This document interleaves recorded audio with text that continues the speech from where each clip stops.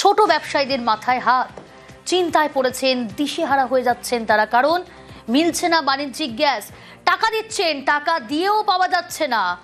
আশঙ্কিত তারা। কি বলছেন তারা জানার চেষ্টা করব। অভিজিৎ রয়েছে আমার সঙ্গে সরাসরি। অভিজিৎ, ছোট ব্যবসায়ীদের মাথায় হাত, খুব স্বাভাবিকভাবেই তারা কিভাবে রান্না করবেন, কিভাবে বিক্রি হবে, কিভাবে চলবে আগামী দিন, তারা চিন্তায় পড়েছেন, দিশেহারা হয়ে পড়েছেন।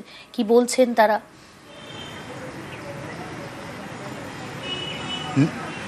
নিরুপায় অবস্থা প্রিয়াঙ্কা, বলা যেতে পারে। উল্টোডাঙ্গা স্টেশন বা বিধাননগর স্টেশনের পাশের যে ব্যবসায়ীরা, তারা শুধু নয়, গোটা কলকাতা এবং গোটা রাজ্য জুড়ে এই একই অবস্থা, হাহাকার অবস্থা। কারণ বাণিজ্যিক গ্যাস বা কমার্শিয়াল গ্যাস বেশি দাম দিলেও পাওয়া যাচ্ছে না। যা পরিস্থিতি, এই উল্টোডাঙ্গা বা বিধাননগর স্টেশনের আশপাশের যে সমস্ত ফাস্টফুডের দোকানগুলো রয়েছে, রোল চাউমিনের যে দোকান, সেগুলো ফুটপাতের দোকান হলেও সেগুলোর প্রতি আইটি সেক্টরের কর্মীরা থেকে শুরু করে বিভিন্ন পথ চলতি, অফিস যাতায়াতকারী সমস্ত মানুষের একটা প্রতিদিনকার ভরসার জায়গা। এবং বলা যেতে পারে 3 দিনে মানে কারোর 3 দিনে একটা সিলিন্ডার লাগে, কারোর 3 দিনে 2টো সিলিন্ডার লাগে, যা বিক্রি রয়েছে। এবং সেখানে এখন 3000 টাকা দিল, অর্থাৎ এই মুহূর্তে কলকাতায় 1988 টাকা 50 পয়সা হচ্ছে বাণিজ্যিক সিলিন্ডারের দাম। সেখানে 3000 টাকা দিলেও সিলিন্ডার মিলছে না। দিনের পর দিন ধরে তারা হাপিত্তেশ করে রয়েছেন। কিভাবে তারা দোকান চালাবেন? তাদের খুব পরিষ্কার বক্তব্য যে এইভাবে চললে আগামী কাল পরশুর মধ্যে দোকান বন্ধ করে দিতে বাধ্য হবেন। একদিকে বিক্রি পড়ে গেছে, কারণ তারাও সন্দিহান। সবাই কিন্তু খুব মেপে ঝুঁকে চলছেন। দোকান মানে বিক্রেতারাও বলছেন তারাও সেই আগের মতন আইটেম তৈরি করতে পারছেন না।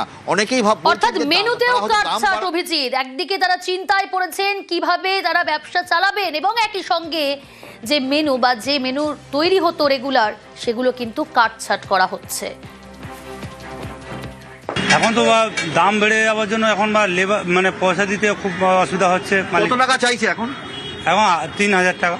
তাও তো আমাদের যত 1700-1800 টাকা ছিল, এখন 3000 টাকা দেওয়া মানে অনেক ব্যাপার হয়ে যাচ্ছে না, ডবল হয়ে যাচ্ছে। তাতেও কি পাচ্ছেন? তাও পাওয়া যাচ্ছে না। তাও পাওয়া যাচ্ছে না। দোকান চালাবেন কি করে? কি করবে এখন দেখতে হবে, মালিক লসে এখন চলছে, এখন কিছু করার নেই। খুব খারাপ অবস্থা। খুব খারাপ অবস্থা।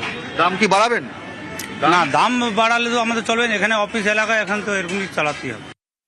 খারাপ দাদা, এখন যে হারে যে জিনিসটা কিনবো, যে মানুষকে যে সেবাটা দিতে পারবো, আমাদের সেই সেবাটা হচ্ছে না।